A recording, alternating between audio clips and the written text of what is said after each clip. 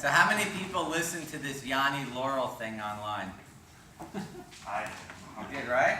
So there's this, the interesting thing about it is you hear a speaker and he says a name, and 53% of the people surveyed hear the name Yanni, and 47% hear the name Laurel. They hear completely different words. And what's interesting is if you look at the sonograph that shows you the name, even though they sound completely different on the sonograph, they look almost exactly the same. It's just a difference in frequency.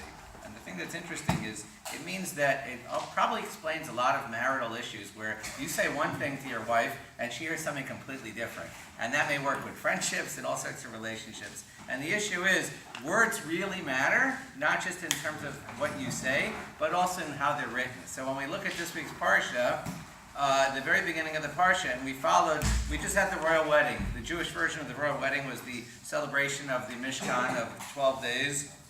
And now the first thing that happens is God says, talk to Aaron and tell him that he has to light the menorah. And instead of using the word to light the menorah, it uses a very strange word, Bahaalotcha, where we would not have expected to see that. So the rabbis go to town with this phrase, and they want to understand why is the phrase different. One answer that I don't like is because it puts Aaron in a bad light.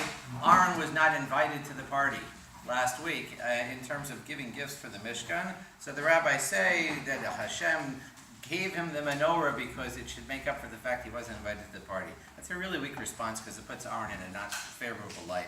So I'll give you something that I think is more natural to the term. So Bahaalotcha means to raise up and to lift up. And the idea is that when you light a flame, it enlightens other people and gives light to other people. And I think that the very simple message here is that Aharon's whole life was committed to other people. And even when his honor might have been impugned, he always stepped to the side because what was more important were the other people around him. His whole life was about other people. So I think that the message here is that we should, one other thing is I thought about, which is, where is the menorah in the temple? They never talk about it. I mean, they talk about it, but not so much. We talk about how the candlesticks were facing.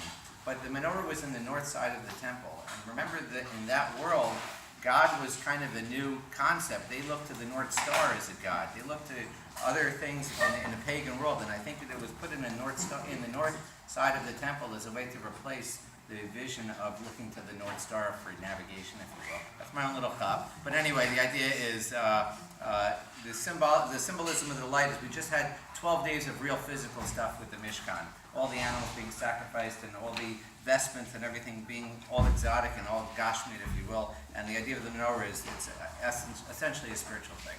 So I think that take it to heart. It's a great week. Rabbi Chanan Makash Omer said, "Kadosh Baruch Hu Zach, and we saw the field. Everybody tell me, especially, everyone I have been saying, the months he tell you, that's Rabbi Yadir."